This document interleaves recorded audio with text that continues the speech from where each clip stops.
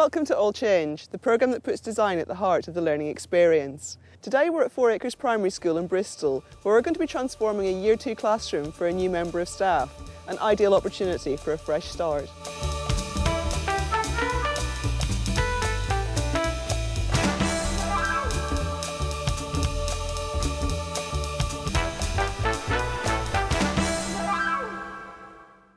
At 4 Acres School, all the classrooms have their own access from the outside, which is great for parents dropping their children off in the morning, but it can feel a little chaotic.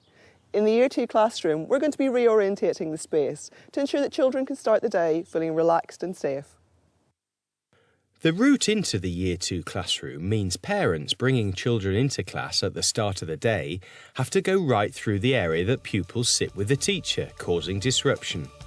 We're going to be moving the children away from the traffic to provide a more tranquil atmosphere. And also in today's programme, the new school in Essex, which helps provide excellent community facilities for the people living around it. And a radical design for a new school which architects have integrated into its local environment. And some ideas for purchasing some exciting audio-visual equipment.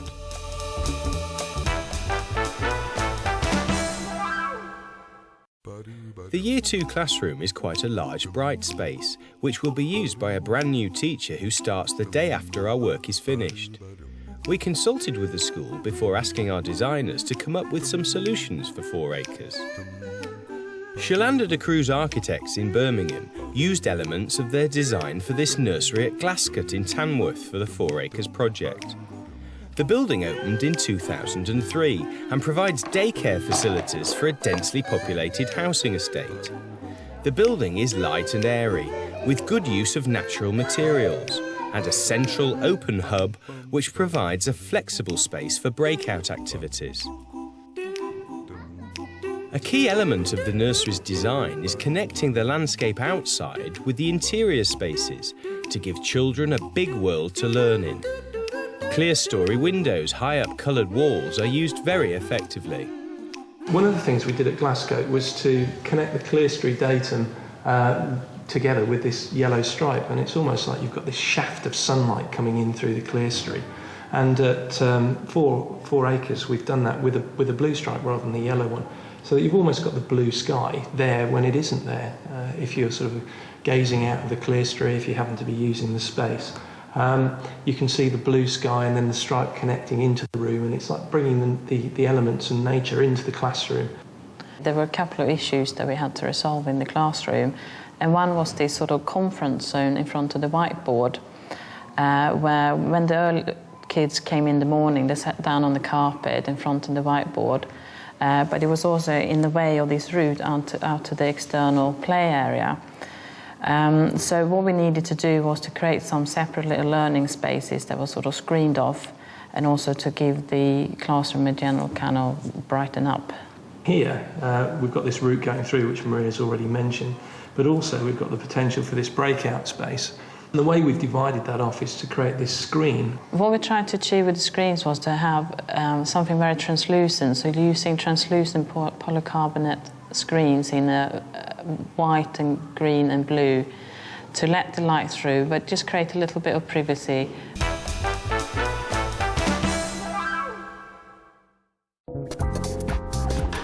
At 4 Acres, the new teacher, Surajit Roy, made time to help clear out the room.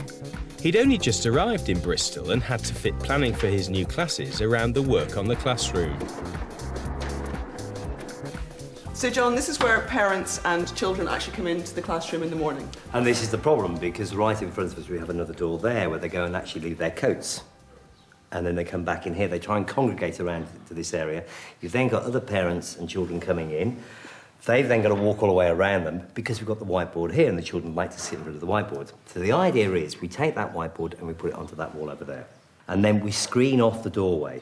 This gives the thoroughfare then, so the children then will congregate on that area there, because we're going to put some carpet tiles down, so it's a soft area for them. Which then, of course, takes us over to this section here, where we have another piece of screening, creating a quiet area there. They want to go and read, they want to go and sit, do a little bit of studying in the small areas. And of course, that takes us to the colour.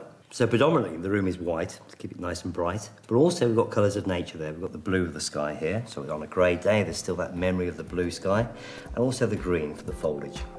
And that basically is the whole plan of the room. It's going to be great. Hopefully. The blue will help bring the sky into the room.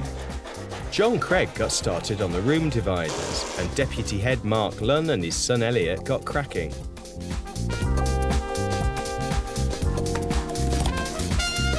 The whiteboard was moved 90 degrees round the room, which will be a big help to the new class teacher.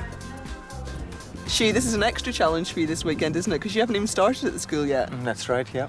Are you looking forward to completely revamping your classroom before you get underway? I'm excited. I'm looking forward to seeing what it's going to look like, yeah. Now, you're an experienced teacher. Tell me what you look for in your learning environment. I think organisation is very, very important. How children move through the classroom, where resources are stored. It's got to be an attractive environment that children enjoy being in. And this is a wonderful setting. Are you going to be able to make use of the fact that your classroom opens to the outside? I hope so. Once the summer sun comes out, yeah. Because your classroom opens directly into the... Straight out into the playground. And what do you think you'll be able to do outside with the pupils? Hopefully a lot of art activities, science activities, investigations that we can use the grounds here for, yeah. And we're going to be dividing the classroom up into different areas for you. Yes, I'm quite excited about the corner that we're going to be separating off. I think that's going to be a lovely environment to work with small groups of children, or to give them some space to work independently or privately as well. So come Monday, when the pupils come back, it'll be a fresh start for everyone, won't it? It'll be fantastic, yeah. I'm looking forward to seeing their faces, because it's a new start for me, but it's a new start for them too. They've got a new teacher, a new classroom, and hopefully we're going to enjoy it, yeah. Lots of paint going up.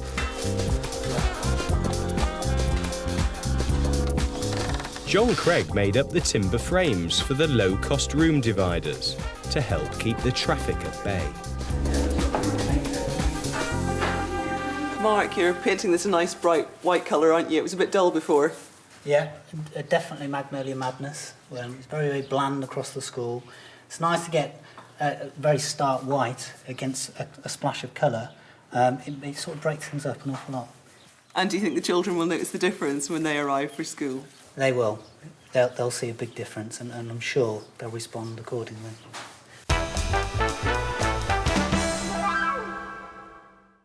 The Extended Schools agenda means that many new designs are incorporating a whole range of community facilities.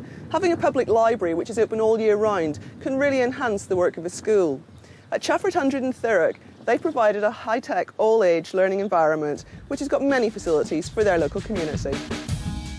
Chafford 100 is an all-age campus which was opened in September 2001 to cater for Thurrock's growing population. The school's integrated curriculum provides 3 two-hour lessons each day in a purpose-built environment.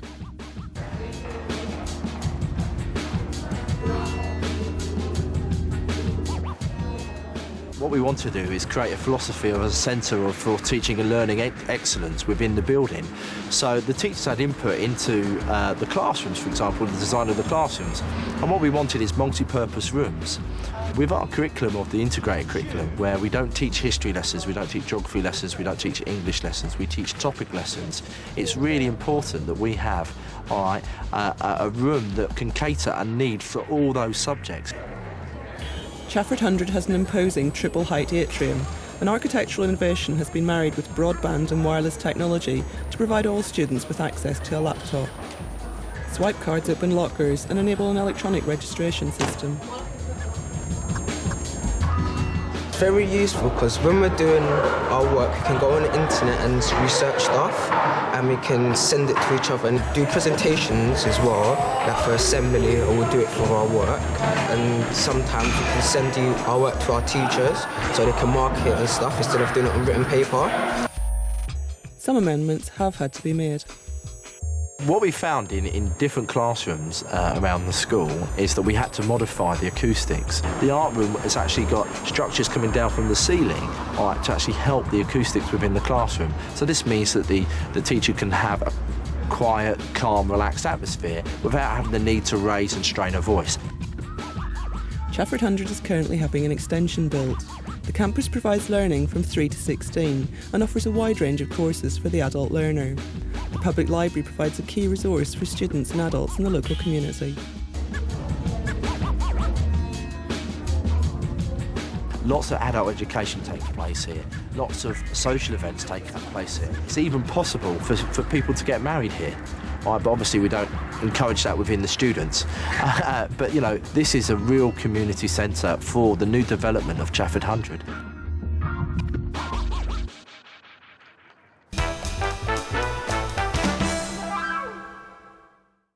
Now, girls, this is kind of like a little separate room in the classroom. And behind you is a big blue wall. And I thought, rather than having a blue wall there, we paint a picture, like a mural. Yeah. Can you all paint pictures? Yeah. Do you all like painting pictures? Yeah. Now, girls, for this mural downstairs, in the room we're going to do fields and trees and sky and things like that. Now, we've all got a favourite thing that we want to paint. Now, Libby, I know you like painting... Snails. Snails. And Poppy? Insects. Ellie? Spiders. And Bethan? Trees. Trees. Right, girls, if you look behind me, outside, inspiring. It's got sky, it's got trees, it's got bushes, it's got roads, it's got cars, it's got people, aeroplanes, whatever you want to draw, even if it's your favourite. If you want to do another drawing, you do that as well. OK? Good luck. The children reacted well to the glorious view from 4 Acres Creative Space, an art room which was developed in a creative partnerships project. Finding expression through arts and crafts is a key part of the curriculum at 4 Acres.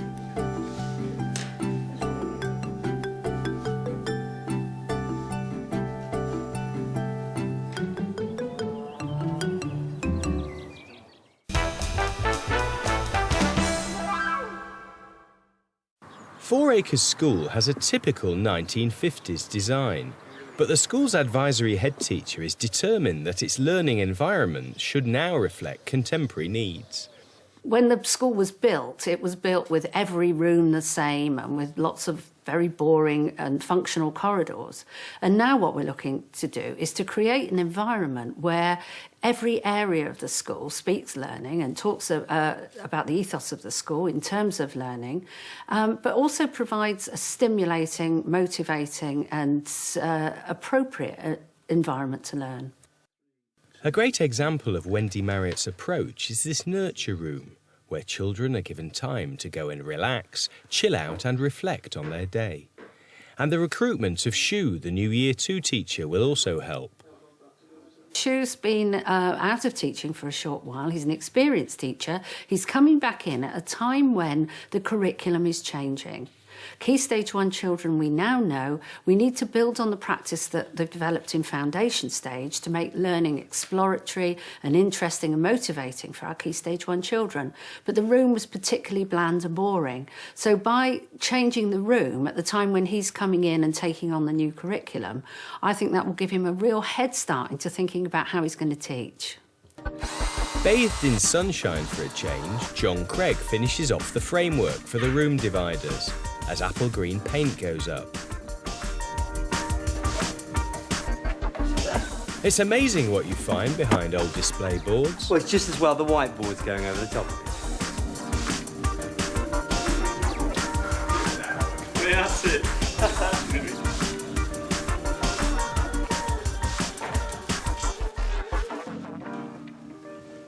Well, this is a tremendous resource, Wendy. Tell me about this space. This is the Caterpillar Room in 4 Acres Children's Centre. The Children's Centre is a combination of a Sure Start unit and a neighbourhood nursery. And these rooms are wonderful learning environments for small people, as you